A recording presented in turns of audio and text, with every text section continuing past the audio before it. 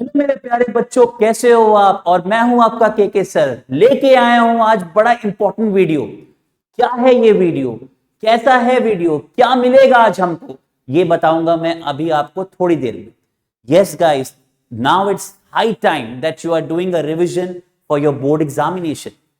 Especially class 10 student, you will be appearing for the very first time for this examination, and I hope that you outshine with flying colors. But अब है आपकी मदद करने की बारी हमारी। तो हम लेके आए हैं initiative that is the most repeated question that has been asked in all the subjects, whether you talk about English, whether you talk about mathematics, whether you talk about Hindi, whether you talk about social studies, and whether you talk about science as a subject. तो क्या क्या important questions हैं जो पिछले साल से पूछे गए और जो हम एक्सपेक्ट कर सकते हैं कि इस साल भी आएंगे। तो यूं तो मैं आपको इंग्लिश मेंटोर हूं और आपको 10th में इंग्लिश पढ़ाता हूं, तो मेरी जिम्मेदारी आज ये रहेगी कि आपको इंग्लिश के बारे में बताना कि कौन से 50 एक्सपेक्टेड क्वेश्चंस हैं जो कि आपके बोर्ड एग्जाम में आ सकते हैं मेरे प्यारे बच्चों। तो शेड एज एन एंटिटी हमेशा कुछ ना कुछ हम सोचते हैं ताकि कुछ बच्चों को दे सकें, ताकि उनका बेनिफिट हो। और मैं वादा करता हूं कि जो इस वीडियो को देख लेगा, प्लस हमारे अपकमिंग वीडियोस को जो मैथमेटिक्स के लिए आएगी, साइंस के लिए आएगी और डिफरेंट सब्जेक्ट्स के लिए आपकी एज एन होल आएगी, आप उसको देखेंगे तो आपको जरूर कुछ ना कुछ बेनिफिट होगा। तो मैंने ये सोचा कि इंग्लिश एज एन सब्जेक्ट में there are 2 books all together. The first book is of first flight और दूसरी जो बुक है वो फुटप्रिंट्स विदाउट फीट है। तो मैंने क्या किया, दोनों बुक्स को बाइफरकेट कर लिया, यानी 25 क्वेश्चंस फुटप्रिंट्स विदाउट फीट का, जो कि मैं इस वीडियो में डिस्कस करूंगा, और फिर जल्दी ही आपको एक वीडियो और मिलेगी इंग्लिश में जो कि फर्स्ट फ्लाइट को कवर करेगी। तो 25 एज एन होल 50 क्वेश्चंस हम कवर करेंगे। तो टाइम ना वेस्ट करते हुए आइए शुरू करते हैं आज का सेशन, जिसमें हम डिस्कस करेंगे 25 important questions from footprints without feet. चलिए आइए देखते हैं। अब मेरे प्यारे बच्चों, सबसे पहला क्वेश्चन जो कि आप देख रहे हैं यहां पे स्क्रीन पे आपको दिख रहा होगा, द फर्स्ट क्वेश्चन जो कि आपके बोर्ड एग्जाम का बहुत इंपॉर्टेंट क्वेश्चन है। आइए उसको डिस्कस करते हैं कि ये क्वेश्चन बार बार क्यों पूछा गया। ठीक है, तो पहला क्वेश्चन है यहां पे, do you think Tricky was happy to go home, what do you think will happen now. So Tricky अगर आप याद रखेंगे, अगर आप इस चैप्टर को याद कर पा रहे हैं, मिस पंफ्री को याद कर पा रहे हैं, ठीक है, डॉक्टर को याद कर पा रहे हैं, सर्जरी करवाने के लिए वो इंसिस्ट कर रही थी, बट किस तरह it was just a digestion problem था जिसको सॉर्ट आउट किया डॉक्टर्स ने। मैंने आज चैप्टर को आपको बहुत अच्छे से पढ़ाया ताकि आप उसको और गहरे मतलब डीप में जाके उसको समझ सकें। तो आइए क्वेश्चन का आंसर देखते हैं, कैसे लिखना है आपको answer. So the answer will be, do you think Tricky was happy to go home. क्या ट्रिकी को लग रहा था, वो खुश महसूस कर रही थी कि उसको घर जाना है। What do you think will happen now. Yes, Tricky was as happy to go home as much as he was staying in the surgery room. He was happy staying in the surgery because he got many friends which he did not have at home. तो ये dog की फितरत भी होती है, हमेशा एक पेट जानवर की फितरत होती है कि हमेशा जो पेट जानवर होता है वो अलोन रहता है, ठीक है, उसका कोई साथी नहीं रहता। तो हमेशा ये कोशिश कर रहा होता है कि कुछ ना कुछ उसमें उनका कुछ साथी बने, सो दैट कि जो लोनलीनेस है वो दूर हो जाए। तो यहां पे ट्रिकी के साथ भी वो चीज हो रही थी। तो डेफिनेटली जो सर्जरी रूम में था तो वो उसको खुशी महसूस हो रही थी कि कई लोग उसके साथी थे वहां पे और उनकी हेल्प, उनके जो कंपैटिबिलिटी थी साथ में वो अच्छी लग रही थी। So yes, Tricky was as happy to go home as much as he was staying in the surgery. He was happy staying in the surgery because he got many friends which he did not have at home. यानी loneliness की जो problem है वो resolve हो रही थी यहाँ पे, ठीक है, and was happy to go home because he did not have his lavish lifestyle at the surgery. His excitement to go back home can be seen from the fact that as soon as he saw his mistress, he jumped back. Miss Pomfrey उसको बहुत प्यार करती थी, वो हमेशा treat करती थी उसको मतलब अपने औलाद की तरह, अपने as a daughter, as a son की तरह। सो दोनों चीज आप कह सकते हैं। पहले तो जो फ्रेंडली नेचर था डॉग्स का जो रहता है वो साथ में वो एंजॉय करा था, बट एक दूसरा सिनेरियो आप ले लो कि yes he wanted to go home because all those amenities, the the luxury that was provided by Miss Pumphrey in the form of food, in the form of everything, in the form of love, that he was missing, right? So his lavish lifestyle at the surgery, his excitement to go back home can be seen from the fact that as soon as he saw his mistress, he jumped back into the car and started licking her face and roaming around in excitement.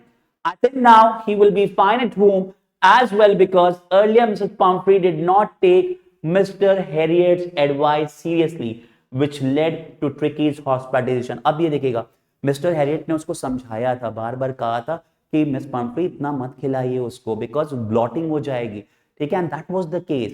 Surgery was not the resolution. Surgery तो वो एक drama था mister Harriet को उसको ले आना surgery में, ठीक, सर्जरी करना. But the important thing that was missing was कि diet control was the part जो समझाना चाह रहे थे, बट मिस पम्फ्री ने प्यार मोहब्बत में ये चीज नहीं बताई.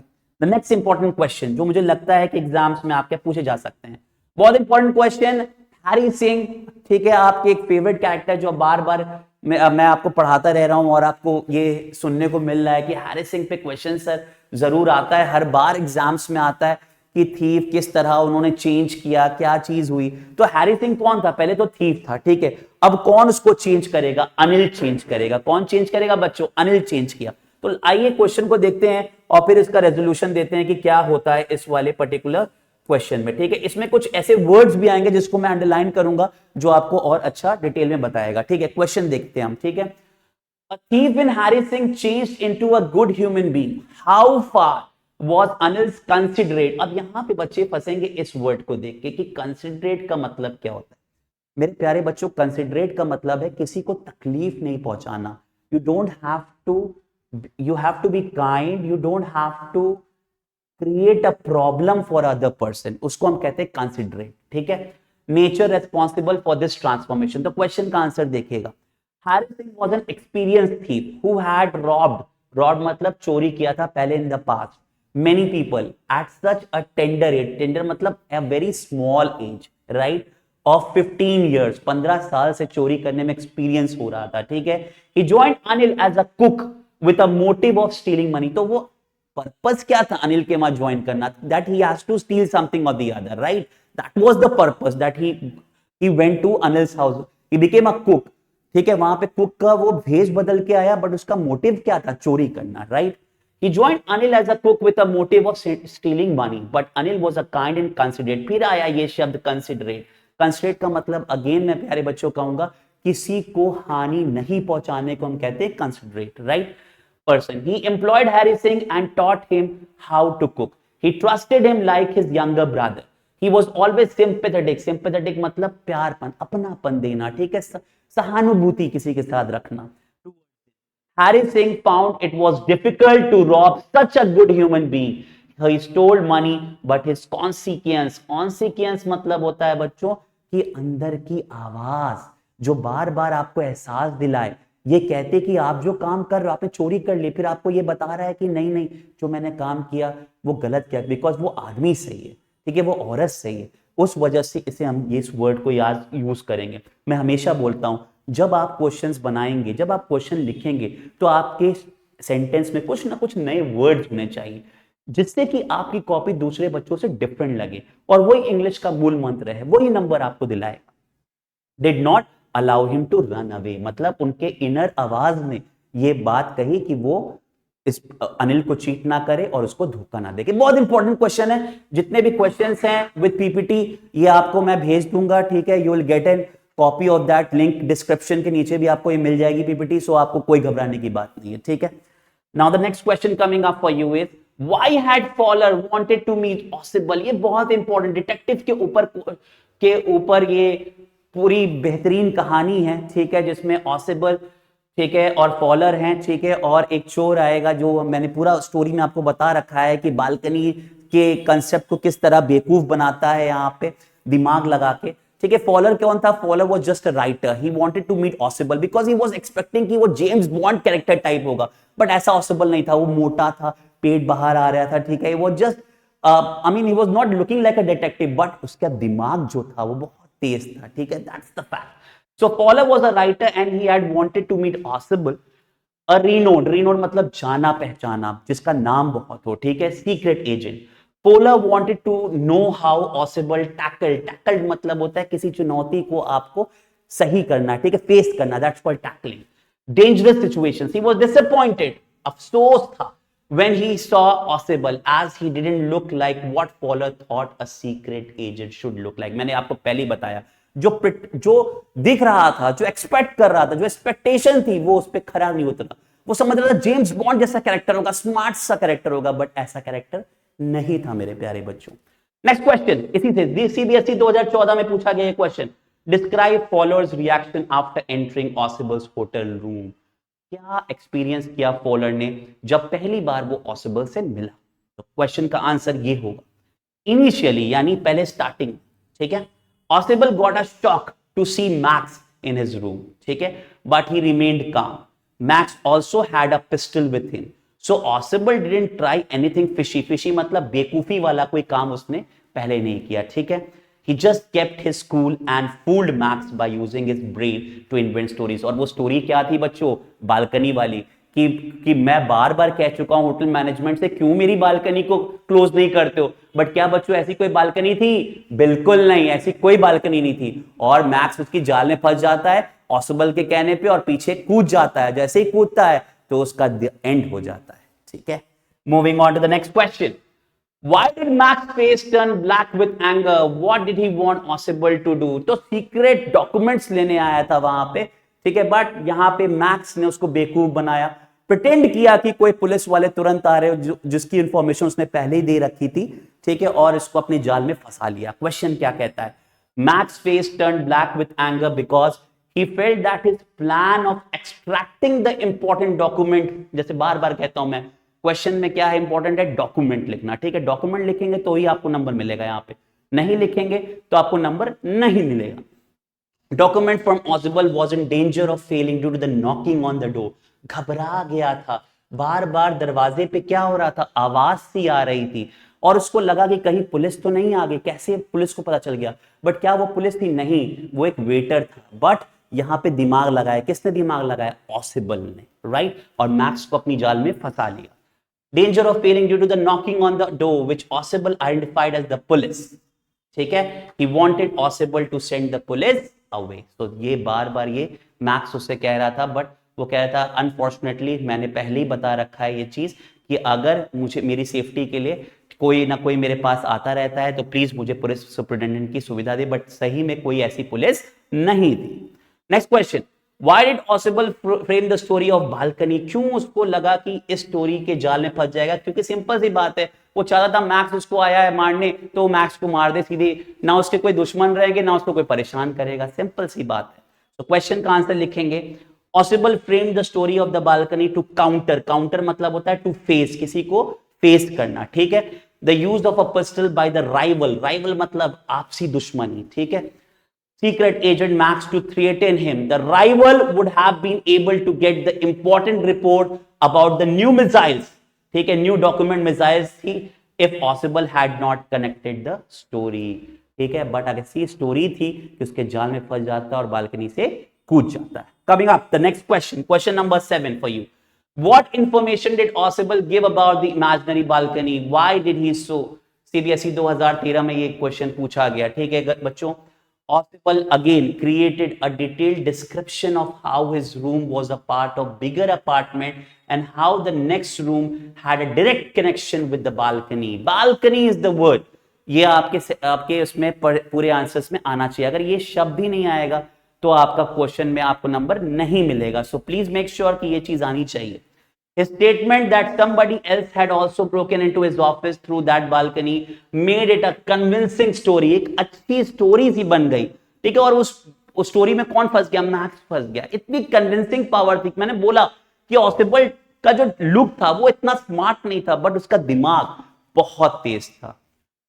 Ossible did this to fool Max into thinking that the balcony existed just outside the window, as he knew that soon the waiter bringing the drinks he had ordered would be knocking at the door, which made prompt मतलब जो कि इशारा था Max to jump into the imaginary balcony, but वो balcony नहीं थी to hide।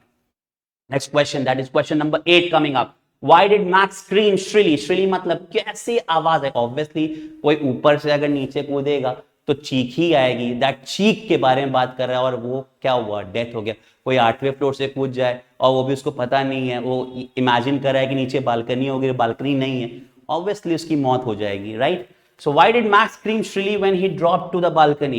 Answer is very simple, guys. A person screams shrilly when something unexpected happens to him. Here Max screamed shrilly when he dropped to the balcony because actually there was no balcony at all. कोई ऐसी balcony नहीं थी. There was no balcony. ठीक है? It was only a figment of Ausable's. Figment मतलब ये सोच थी. ठीक है? किसकी? ऑसिबल्स की इमेजिनेशन, जिसका शिकार कौन हो गया था? मैक्स हो गया था. Right? ऑसिबल had described it so vividly. इस तरह, विविडली का मतलब होता है इतनी रोचकता से, इतनी खूबसूरती से उसने ये बात कह रखी थी, including this history and use, that Max was convinced that there was a balcony just outside the window and tried to jump into it without looking. As the room was on, ठीक है, he tried to jump into it and he was dead. हम कह सकते हैं he was dead. Next question coming on the screen for you guys is, next is the short answer question about Horace Danby. ये और चोरों की कहानी जो आपको बार बार प्रेरित करती है कि एक ऐसा आदमी जो बहुत कैरेक्टर वाइज बहुत अच्छा है, लाइफ में बस साल में क्या करता है? एक बार चोरी करता है. तो बड़ी इंटरेस्टिंग स्टोरी कि कैसे एक चोर ने दूसरे चोर को बेवकूफ बनाया. That's about the story of Horace डैनबी. उसके ऊपर एक शॉर्ट क्वेश्चन जो पूछा जा सकता है आपके एग्जामिनेशन पॉइंट ऑफ व्यू से, बहुत इंपॉर्टेंट है कि whom did Horace Danby see in the kitchen? How did they greet each other? What tact did Horace apply there? तो क्वेश्चन बड़ा आसान सा है. जब वो चोरी करने गया तो वो जो औरत मिली थी, उस औरत के बारे में डिस्क्रिप्शन पूछ रहा है. मैंने आपको ये क्लास में बहुत अच्छे से पढ़ाया है ये chapter, so you will get to know the exact answer for this question. ये क्वेश्चन पूछा जा सकता है. मुझे एक्सपेक्ट है कि इस साल भी इस क्वेश्चन को देखने को आपको मिलेगा जरूर. Horace Danby saw the family dog Sherry in the kitchen. ठीक है? शेरी नाम बहुत इंपॉर्टेंट है जो कि आपके मार्क्स को कंफर्म, मतलब अगर 3 नंबर का क्वेश्चन, 2 नंबर का क्वेश्चन है तो ये आपको शेरी लिखने से आपको ये मान लीजिए कि 1.5 नंबर वहां पे कंफर्म हो जाएगा आपका. ठीक है? Character's name is Sherry. The dog greeted Horace by stirring, making a noise and wagging its tail in a friendly way. Horace greeted the dog by tactfully calming it down, calling it by name and showing love to it. Right?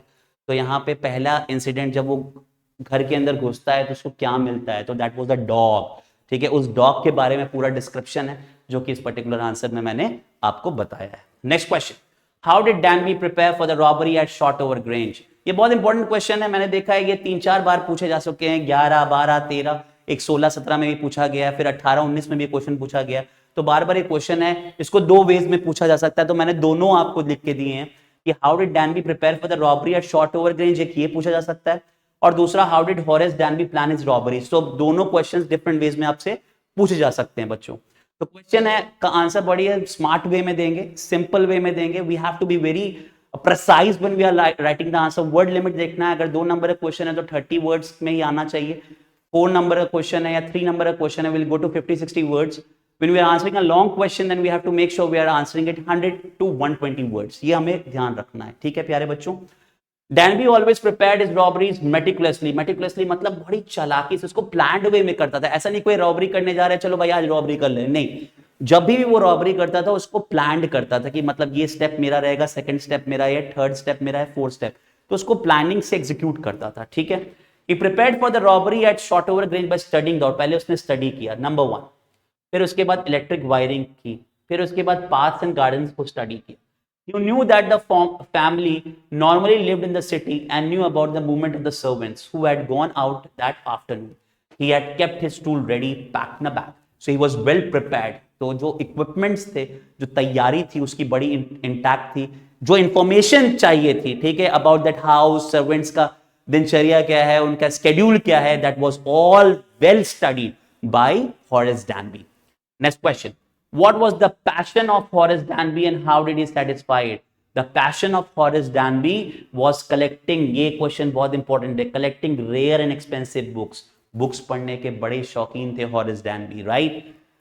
To satisfy his passion he needed money and arranged it. अब सोचिए किसी का शौक ऐसा है कि चोरी करना, वो चोरी किस पर्पस के लिए, कि बड़ी बड़ी किताबें खरीदेंगे और उसको हम सेफ्स में रखेंगे। ये भी एक विचित्र टाइप की चोरी है, but it's a very nice thing, right. The passion of Horace Danby was collecting rare and expensive books. To satisfy this passion he needed money and arranged by robbing one safe every year and then secretly buying the books through an agent, ताकि पैसा पता न चले कि किसके account में जा रहा है, ठीक है। तो ये मनी लॉन्ड्रिंग वाला बिजनेस हो गया कि पहले तो हमारी शौक है कि हमें किताब लेना, उसको सेफ में रखना, एक्सपेंसिव से एक्सपेंसिव बुक्स, बट जो पेमेंट का मोड है वो डिफरेंट रहा है, ठीक है। इंपॉर्टेंट क्वेश्चन है, where was the safe of Short Over Grange, what was there inside. ये इंपॉर्टेंट क्वेश्चन है बच्चों, जो एग्जाम में आपसे पूछे जा सकते हैं, ठीक है। वी हैव टू, इसको हमको देखना है क्वेश्चन को बहुत ध्यान से एवरीवन। तो the question is where was the safe at Short Over Grange, what was there inside, what did Horace expect if he get it if he sold. तो मतलब मोटिव क्या था चोरी का, उसमें क्या मिलने वाला था, ये एक इंपॉर्टेंट क्वेश्चन है जो हमको ध्यान में रखना है मेरे प्यारे बच्चों, ठीक है। तो क्वेश्चन है the safe at Short Over grange was kept in the drawing room, ये याद रखना हमको, in the drawing room behind a poor painting and had jewels worth 15,000 pounds. तो ये हमको याद रखना कि कहां पे था वो चीज, कहां पे रखी गई थी, that was kept on the drawing room, ठीक है। कितना पैसा था उसमें, 15,000 पाउंड्स, ये हमको याद रखना है, ठीक है। It had poorly build burglar alarm, burglar मतलब अलार्म, मतलब जो भी सिक्योरिटी सिस्टम थी वहां पे बहुत वीक थी, it was not at all great, but could open only through a specific code. Now Horace ने ये सोचा कि 15,000 लेंगे, मैं एक्सपेक्ट कर रहा हूं कि मैं 5,000 पाउंड लूंगा और वहां से उड़ जाऊंगा, but it was not a scenario. वहां एक लेडी मिल जाती है और उससे वो फंस जाता है, ठीक है। That was the answer. Now moving to question number 13, very important question, Griffin. ये फुटप्रिंट्स विदाउट फीट का क्वेश्चन आया ग्रिफिन के ऊपर, ठीक है, जो कि गायब हो जाता है क्या खा के, कैप्सूल खा के, ठीक है। दैट वाज द चैप्टर, आपको याद होगा, फुटप्रिंट्स विदाउट फीट। ये चैप्टर भी है और ये किताब का नाम भी है, ठीक है। So you have to be very careful while answering the question. Question number 13 की तरफ पढ़ते हैं। What did Griffin do in the shop of a theatrical company? क्या किया, ऑब्वियसली बात है छुपने का काम कर रहा था। तो second time Griffin tried the stock of a theoretical company, इसकी एक दिमागी तौर पे एक मंशा सी हो गई थी, एक दिमाग में उसने ये चीज बना ली थी कि ठीक है मैं पहले अपना शौक पूरा करूंगा, ठीक है। मैं एक इनविजिबल मैन है जिसको कोई पकड़ नहीं सकता, तो सबसे पहले अपना शौक करता हूँ। शौक क्या था, बेवकूफी वाला, कि मैं जाऊंगा थियोरेटिकल वाले शॉप्स कंपनीज में और वहां पे क्या करूंगा, डिफरेंट डिफरेंट जो जो अपना कॉस्ट्यूम्स रहता है उसको ले लूंगा और उस कॉस्ट्यूम्स पहन के भागूंगा ताकि मुझे कोई रिकॉग्नाइज ना कर सके। So that was the motto. तो second time Griffin tried the stock of a theoretical company in the hope of finding not only clothes but also something like side whiskers, guys ये important है, glasses, false nose, bandages, hair। ये क्यों कर रहा था, because these will help him in hiding, for hiding purposes, right, would hide the empty space above his shoulders। next question, describe the landlord's and his wife experience with the strange scientist। तो जहां वो भागा रहने के लिए वहां पे mister और मिसेस हॉल रहते थे, तो उनका क्या एक्सपीरियंस था टुवर्ड्स ग्रिफिन। देखिएगा question, both Mrs. Hall and her husband were surprised to find the scientist's room door open because normally it was always locked, so they peeped in। peeped मतलब होता है बच्चों झांकना, ठीक है, but found nobody there। the clothes and bandages that he always wore were lying about the room। suddenly Mrs. Hall heard a sniff। sniff मतलब एक आवाज सी उन्होंने सुनी, ठीक है, जो कि बुदबुदाने की हो सकती है या फुसफुस की हो सकती है, जो उनके कानों में आई, ठीक है। Close to her ear and the hat on the bed post lift up and dash itself. तो मतलब वो जो भेष में था वो इनविजिबल मैन के भेष में था, अब वो फंस गया वहां पे, ठीक है। Push them both out of the room and then appear to slam and lock the door after them. Mrs Hall became hysterical. Hysterical मतलब सन्न से हो गए, मतलब ही वाज वेरी सरप्राइज्ड। कोई उसको मतलब एकदम लगा कि ये कैसे हो गया, ये विचित्र चीज कैसे हो रही है, ठीक है। and almost fell down the stairs। She thought that her furniture was haunted। उसको लगा कि भाई ऐसा इनविजिबल विजिबल मैन नहीं है, लग रहा है कि कोई भूत प्रेत आ गई, आत्मा आ गई उसके घर में। They decided to confront the scientist। मतलब वो ये जान रहे थे कि जितनी भी चोरियां हो रही हैं उस पर्टिकुलर एरिया में, जो उनके टाउन में हो रही है, एपिंग में, वो किसकी वजह से हो रही है, that was because of scientist whose name was Griffin, right। तो उसको पता चल गया कि ये सब जितने जो चीज हो रही है सब किसके वजह से हो रही है, it because of scientist Griffin. तो उसको पकड़ना चाह रहे थे, कॉन्फ्रंट करवाना चाहते थे, उसको पेश करना चाह रहे थे ताकि वो अपने जुल्म को कबूल कर सके। Next time when they met him. Next question, why were the two boys in London surprised and fascinated? जो लंदन में बॉयज थे वो क्यों बच्चों फैसिनेट हुए और क्यों उनको लगा कि टू बॉयज है, क्यों सरप्राइज? अब ये आंसर्स आपको खुद लिखना होगा, ठीक है, but in the description I will send you that. तो मैं बताता हूं क्यों था टू बॉयज, क्योंकि कभी भी कोई चीज प्रैक्टिकली अगर आप सोचेंगे कि जो संसार में हो रही है that is all revolving around the energy, हम जो चल रहे हैं this is all practical thing, right. एक अचानक सा विचित्र उन्होंने पैटर्न देखा कि कोई आदमी चल रहा है जिसका कोई ना चेहरा है, ना कोई बॉडी है, ना कोई पैर है, ठीक है, वो स्ट्रेट अवे चला जा रहा है और फुटमार्क्स बने चले जा रहे हैं। तो ये बड़ा ही अनसरप्राइजिंग लगा उन्होंने कि ये कैसा चीज देख लिया उन्होंने, भूत प्रेत तो नहीं देख लिया, but it was not that. As per the story Griffin had something, as a scientist था तो दिमाग गलत जगह लगाया, उसने कैप्सूल की आविष्कार किया, डिस्कवरी की, which he had it, and because of that effect he was an invisible man and people thought that he was an haunted person। इस वजह से ये चीजें हो गई। Next question coming your way is question number 16, मेरा favourite chapter Richard इक्वाहार्ट के ऊपर कि मदर का कंट्रीब्यूशन कैसे हुआ, कि एक बढ़िया साइंटिस्ट जिसने बटरफ्लाइज के ऊपर कितने रिसर्चेस की, उसके ऊपर एक क्वेश्चन देखने को मिलेगा। Richard's mother had a great influence on him. Discuss the role of E. Bright's mother in making him a scientist. CBSE 2011 में क्वेश्चन पूछा गया और बार बार ये क्वेश्चन बहुत ही इंपॉर्टेंट क्वेश्चन मेरे पर्सपेक्टिव से मुझे लगता है कि क्वेश्चन अच्छा है। तो आपको कैसे आंसर देना है? Richard's mother played a huge role in making him a great scientist. She would take him on trips to encourage learning. He was a single child. After his father died, his mother made him the focus of her life। मतलब पूरा जितना ध्यान था mother का किस पे होने लगा? रिचर्ड इक्वाहार्ट पे होने लगा, ठीक है।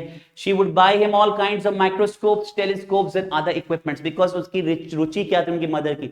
मदर चाहती थी कि अपने बच्चे की रुचि किसकी तरफ रुझान करे? साइंस की तरफ। सो पूरा जो रिसर्च का इक्विपमेंट्स होता है like microscope, telescopes and other equipments उन्होंने वहां पे अवेल करवाना शुरू कर दिया। She was his only companion for a long time। This was his mother who got him the book The Travels of Monarch। ये इंपॉर्टेंट है, ठीक है, जिससे उनको क्या हुआ कि साइंटिस्ट जो बटरफ्लाइज के ऊपर रिसर्च करने का जो मतलब you can say the influence और you can say he was inspired by that particular book and he started working on that particular butterflies, right? This book opened the world of science for Richard। She also wrote Dr. Iquahart to guide her son। The scientist helped Richard and guided him thus। तो Urquhart जो है, Richard was a different personality and Urquhart उनके गुरु, ठीक है, जिन्होंने ये चीज काम किया। रिचर्ड ई ब्राइट और इक्वाहार्ट, ये मैंने बताया था, UQUAHART, याद रखिएगा इसको, ठीक है। ये डॉक्टर इक्वाहार्ट, ठीक है, to guide her son. The scientist help Richard and guided him, thus his mother actually shaped him into an extraordinary scientist, right? Next question number 17, how did Richard E. Bright's mother help him to become a scientist? Again the same question will come into the picture but in a shorter version। So the question answer will be E. Bright's mother was his only companion। मतलब कोई उसको दोस्त बनाने में रुचि नहीं थी, but उसकी mother ही उसकी सबसे अच्छी दोस्त थी, कंपेनियन, ठीक है, जो साथी रहे, ठीक है। She used to encourage the child to learn whatever he wanted to learn। She took him on trips, brought him telescopes, microscopes, cameras, mounting materials and other such equipments। So her mother was a very good inspiration for him and she was the one who influenced her to move into science and become a famous good researcher or a biologist, you can say। Why I say the word biologist? Because he had that particular thing, I mean to go and research in the butterflies areas, then monarchs, larvas, pupas, ये सब मैंने आपको पढ़ाया था, ठीक है, the chapter। तो he was inspired by his mother and through the book Travels of Monarch। Moving forward, the next question, मिमी फॉरेस्टियर, नेकलेस गायब हो गया, चोरी हो गया, बट वो जो नेकलेस गायब हुआ था वो क्या एक्चुअल था? नहीं, वो एक्चुअल नहीं था। बट मिमी फॉरेस्टियर ने क्या किया? पूरा अपनी जीवन व्यतीत कर दिया गरीबी में, ठीक है, just to repay that particular price of that necklace, right.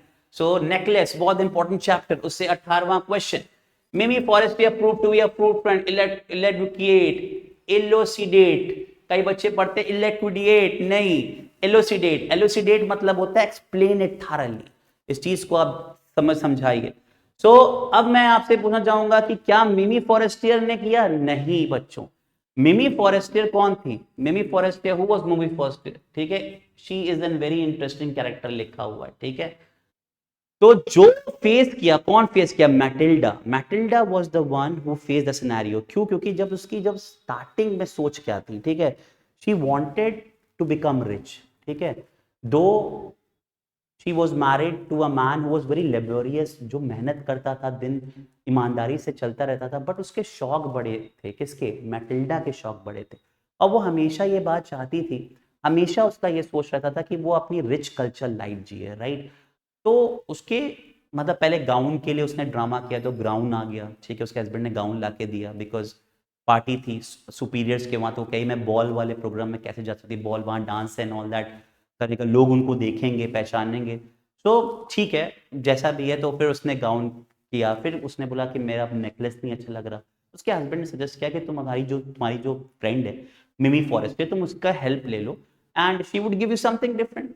और उसने बहुत अच्छा डायमंड नेकलेस लिया। बट बच्चों यहाँ पे एक गलती हुई कि diamond necklace was not that actual diamond necklace, yes it was just a copy, right. And उसका इतना महंगा नहीं था, बट उसने पूरी जीवन में क्या किया, गायब कर दिया, अपने दोस्त को नहीं बताया, ठीक है। और फिर उसके बाद क्या की, गई दुकान पे, फिर उतना खर्चा किया, उस पे डेप्ट लिया अपनी जिंदगी, और उसने गरीबी में की और मेहनत की। बट मिमी फॉरेस्टर का क्या है रोल है, बस उसने हेल्प किया, ठीक है। She was a true friend that she wanted to help the other friend, that's it.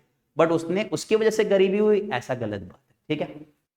So Mimi Forestier proved to be a proved and elucidate. Mimi Forestier turns out to be an interesting character. She plays a very vital role in the story as a friend to Matilda. ठीक है, we find her to be really genuine as she helps. Genuine मतलब जो एकदम सही है, ठीक है। In the hour of her need, जब उसको जरूरत थी, when Mimi Floizel needs to borrow jewels, she turns to Mimi Forestier. Mimi Forestier does not refuse, displaying her generosity. She opens up the entire array of her jewels for Matilda to choose from. Also, she is considerate. Considerate, फिर ये शब्द आया considerate, use करना शुरू करो ना अपने Dickson में। considerate, considerate मतलब बहुत काइंड, जो किसी को हानि ना पहुंचाए, ठीक है, जो सबको क्या करे, सबके बारे में सोचे, और ये ना सोचे कि किसी के साथ कुछ गलत। When Loisel's delay the return of the necklace, surprisingly at the end, the story she concludes the entire narrative. चाहती तो वहां पे कह सकती थी कि चलो उसने एक्चुअल नेकलेस मिल गया, वो भी जाके अपना दिमाग लगाती और फिर उसको बेचने की कोशिश करती, बट नहीं, उसने बता दिया कि उसकी दोस्त सफर कर रही है and that was not the actual necklace. ये बात आप याद रखेंगे। What would have happened to Matilda? ये important चीज है। If she had confessed to her friend that she had lost the necklace.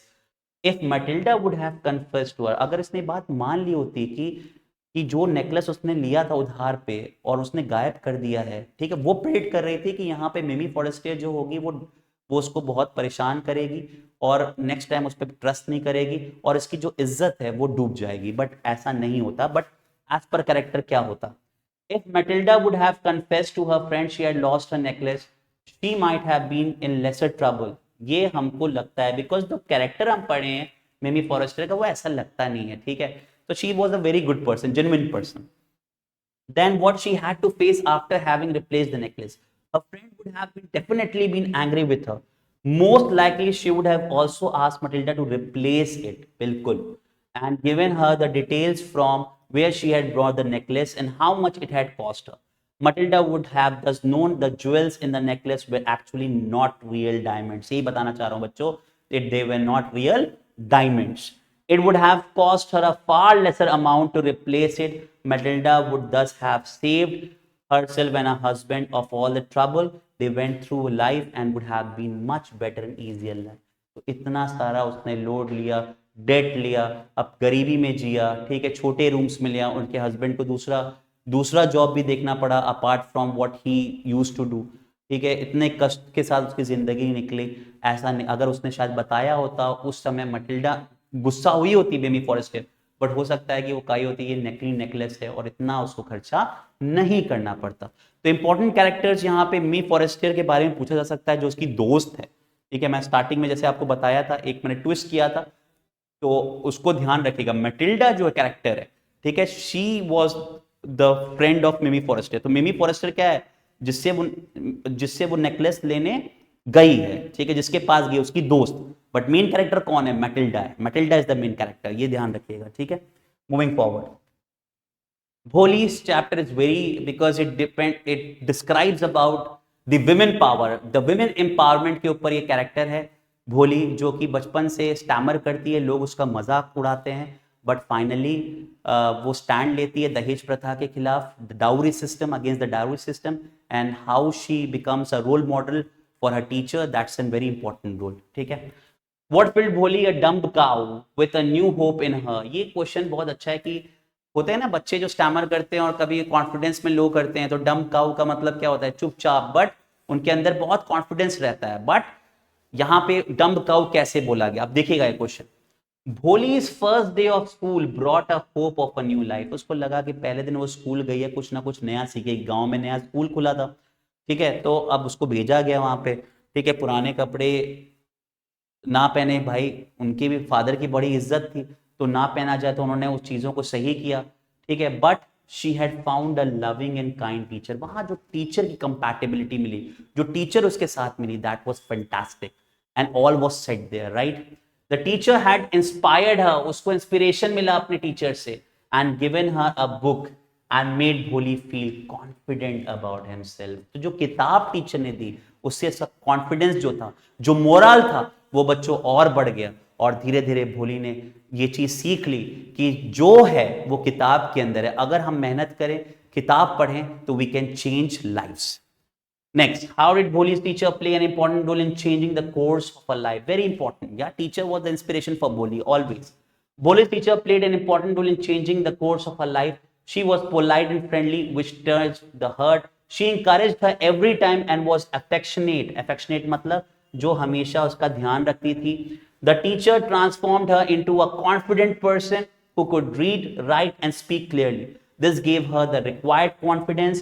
Moreover, teachers' appreciation and encouragement helped her overcome her own moral. Moral मतलब अपने आप को boost up करने के लिए, अपने आप को सुधारने के लिए जो चीज रिक्वायरमेंट थी, वो चीज उसने टीचर के थ्रू प्राप्त किया, उसको उस चीज से मिला।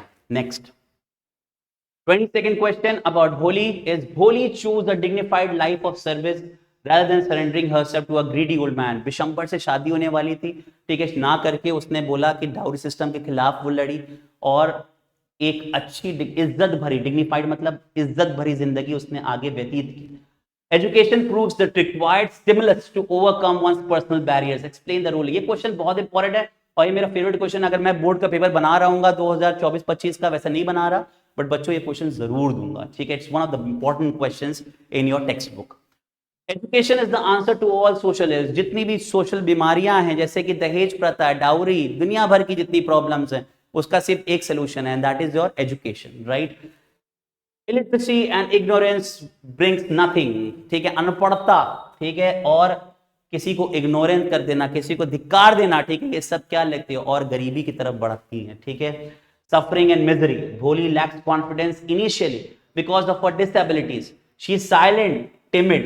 Timid का मतलब क्या होता है, सहमा सा, ठीक है, सहमा सा, and weak in mind. Her ugliness and her stammer do not let her progress. She is afraid to speak as others make fun of her. Right, guys? ठीक है. School changes her life completely. It opens a new world of hope for her. Her teacher treats her with love and kindness. Her affection and support help Bholi to have faith in herself. She studies and grows into a confident young woman. She knows her rights and she asserts मतलब उसको अपनी जिंदगी में लाना, ठीक है, them as well. She refuses to marry a man who demands dowry. Thus, being educated changes the life of Bholi. तो इस तरह पढ़ लिख के भोली ने अपने आप को, लाइफ को ट्रांसफॉर्म किया और जो सोशल एविल्स हैं, ठीक है, उसको धीरे धीरे दूर किया, जिसमें क्या था सबसे important, that was the dowry. Now 23rd question is a very important question guys, ये बहुत इंपॉर्टेंट क्वेश्चन है। जो कि आ सकता है आप लोगों के लिए। So we have a 20 to third question, ठीक है, ये भी आप अपने से आंसर देंगे। I just give you an hint of one line और उसके बाद आप खुद आंसर देंगे। Why did सुलेखा, सुलेखा मतलब भोली, स्टार्ट स्टैमरिंग, क्यों वो स्टैमरिंग कर रही थी? तो आपको ये बता दे रहा हूँ कि when she was a baby she fell from a cot, cot से गिर गई जिससे उसको काफी चोट लगी और इनिशियल स्टेजेस में उसको चिकन पॉक्स की बीमारी हो गई जिसकी वजह से उसका जो कॉन्फिडेंस लेवल था, ठीक है, वो पूरा टूट गया, चरमरा गया और खूबसूरत भी नहीं दिखने लगी थी एज पर द बुक, ठीक है। बट मैं बिलीव करता हूँ हमेशा जो सुंदरता होती है मन की सुंदरता होती है, the inner beauty which brings out the best in us rather than the physical beauty, but that happened with Sulekha, that is Bholi in this chapter, and then you have to frame the story. पहली line आपको बता दे रहा हूँ, उसके बाद answer आप खुद लिख लीजिएगा। Sulekha was a baby when she fell down from a cot, her brain was, brain got some injury और उसके बाद आपको फ्रेम करना होगा, ठीक है। Description you will get all the answers, you have to see. Last chapter जो आपका इस चैप्टर के मतलब जिस बुक के अंदर है, फुटप्रिंट्स विदाउट फीट, वो बहुत इंपॉर्टेंट चैप्टर है जिसमें नूडल, थिंक टैंक और हम एलियंस की बातें कर रहे हैं इस चैप्टर में, ठीक है। तो चलो और देखते हैं क्वेश्चन क्या पूछा जा सकता है। इंपॉर्टेंट क्वेश्चन जो बार बार पूछा जा रहा है और 3 साल लगातार ये क्वेश्चन पूछा जा गया है। कंपेयर एंड कॉन्ट्रास्ट, कंपेयर करिए और कॉन्ट्रास्ट करिए, मतलब दोनों के बीच में बताइए कि क्या डिफरेंसेस है दो कैरेक्टर्स, पहला है नूडल और दूसरा है थिंक टैंक। तो सुनिएगा बहुत ध्यान से, ये important question. Noodle and Think Tank have contrasting characters, दोनों अलग कैरेक्टर्स थे, ठीक है। Think Tank likes to be called great and mighty, Think Tank को लगता है कि दुनिया में उसको सबको एक क्या बुलाया है, सबसे बड़ा, सबसे ऑल माइटी, दुनिया का सबसे बड़ा शहंशाह बुलाया उसको। और ही ऑर्डर्स एंड कमांड्स, वो निर्देश भी देता है और सबको बताता है कि ये काम करो, ये काम करो। He is the ruler of the Mars but has no intelligence, सिर्फ एक किताब की वजह से वो डर जाता है, हम्टी डम्टी के कैरेक्टर को देख के वो डर जाता है और क्या करता है, वहां से भागने की कोशिश करता है। उसको लगता है कि अब ह्यूमंस मार्स पे अटैक करने वाले हैं और पूरे मार्स पे कब्जा कर लेंगे, और सबसे पहले वो क्या करता है, अपनी जान बचाता है, अपने प्रजा के बारे में नहीं सोचता है मेरे प्यारे बच्चों। He thinks books to be sandwiches, right? He is wrong about everything. He demands that the crew obey him. He likes to pass on others' idea as his own. He is a coward. Coward मतलब डरपोक, ठीक है, जो हमेशा डरे, और कभी भी राजा किसी से नहीं डरना चाहिए। He is not a good leader when he is afraid. Who simply boast about his power. Boast मतलब जो दिखावा करता है, ठीक है, अपने पावर्स के बारे में बताता रहता है बार बार, बट ऐसा कोई पावर नहीं है। नूडल, हिज अप्रेंटिस, जो उसके अंडर काम करता है, is very clever and wise, right, वो उसको हमेशा अच्छी सजेशंस देता है। बट यहाँ पे क्या होता है कि जो थिंक टैंक होता है वो हमेशा क्या हो जाता है, डर जाता है, ठीक है। He corrects the mistakes of ruler very gently. He never takes credit of his ideas. Very good. But he offers them to the ruler very gently. Think tank makes them as his own. अब जैसे भी कोई idea, जैसे कई लोग होते हैं जो जब आप किसी चीज को कोई सजेशन दो तो कहेंगे ना, नहीं ये तो मैंने सोचा था, मैं पहले से सोच रहा था ये बात, ठीक है, वो अच्छा किया आपने मुझे बता दिया। तो ऐसे लोग भी होते हैं, ठीक है। सो सेम चीज यहाँ थिंक टैंक और हम नूडल के साथ लेते हैं। नूडल दो ही वाज अ सेक्रेटरी और कह सकते हैं हम अप्रेंटिस, उसके अंडर काम कर रहा था, ठीक है, बट जितने सजेशंस रहते थे सब गुड आइडियाज कौन देता था, नूडल देता था। बट थिंक टैंक जो अच्छा आइडिया रहता था तो वो कहता था मेरा आइडिया, और जहां पे नुकसान होना चाहता था कहता था नूडल का आइडिया है, ठीक है। So simple as it is. The last question for this segment, the 25th and the last important question. बच्चों एकदम फिक्र मत करो, इसके 25th क्वेश्चन डिस्कशन करने के बाद ये पूरा PDF PPT in the form जैसे क्वेश्चन एंड आंसर है वो आपको सीधे आपको मिल जाएंगे यूट्यूब चैनल पे, शेड प्लस के चैनल पे आप जाइएगा, सीधे आप क्लिक कर सकते हो। और सिर्फ इंग्लिश ही नहीं, कल आपको मैथ्स और इसी तरह आपको सीक्वेंस मिलेगा जिससे आपको साइंस, हिंदी, एसएसटी सभी सब्जेक्ट्स के बारे में 50 टॉप क्वेश्चंस जो कि बोर्ड्स में प्रिडिक्ट किए जा रहे हैं, आपके मेंटोर्स ने प्रिडिक्ट किए हैं, वो धीरे धीरे मिलता रहेगा। The play the book that saved the earth, chapter का नाम क्या है, the book that saved the earth, right, conveys the message that misunderstanding of cultural differences between various races can cause confusion and conflict. Based on your reading of the play, write how such confusion and conflicts can be checked so that peace and harmony can be maintained. ये important question है, ठीक है, ये questions भी आप आराम से लिख सकते हो, ठीक है। The confusion in the mind of think tank occurred due to the literal interpretation of the nursery rhymes in the book Mother Goose. मैंने आपसे बार बार कहा है, Mother Goose में जो लिखा गया है, it begins about the peace and harmony about everything, but यहाँ पे misinterpret किया, उसको लगा कि कोई मिसाइल्स एंड ऑल दैट बना लिया है ह्यूमन बीइंग ने, और वो अपने एनिमल्स को ट्रेन कर रहे हैं कि वो लोग मार्स पे आएंगे और अटैक करेंगे, बट ऐसा कुछ नहीं था बच्चों, ठीक है, that was nothing about this. फिर उसको हम्प्टी डम्प्टी वाली जो किताब मिली उसमें एक फोटो दिखी हम्प्टी डम्प्टी की, तो उसने सोचा कि ऐसा ऐसा आदमी तैयार कर रहे हैं कि जो कि मार्स पे अटैक करेगा, और मतलब चीजें एकदम रिवर्स हो गई और फिर वो मार्स छोड़ के चला गया, ठीक है, बट एक्चुअल नहीं था। बट जब उसके जाने के बाद नूडल ने जब सत्ता संभाली तो बहुत प्यार से उन्होंने अर्थ के साथ ऑपरेट किया, मतलब एक पीस ट्रीटी साइन की और साथ में मिलके रहने लगे, ठीक है guys. So simple answer, the confusion in the mind of think tank occurred due to the literal interpretation of the nursery rhymes in the book Mother Goose. To ensure that conflicts are checked so that peace and harmony are maintained, cultural differences should be sorted out by initially sending mature and wise people from one culture to the other to establish contact before deciding to wage war.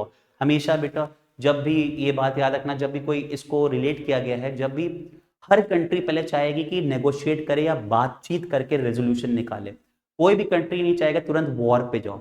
War क्या करता है, किसी भी country को 20 साल पीछे छोड़ देता है in terms of economic, in terms of various things all together, employment, various factors आते हैं।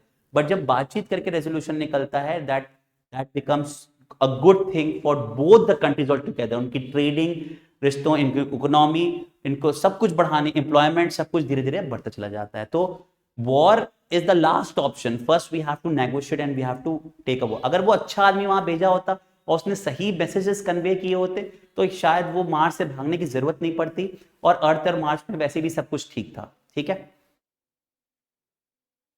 Think tank had sent an initial probe. Initial probe मतलब एक इनिशियल उसने भेजा था वहां पे लाइब्रेरी के अंदर कि देख के आओ कि क्या चल रहा है अर्थ के ऊपर।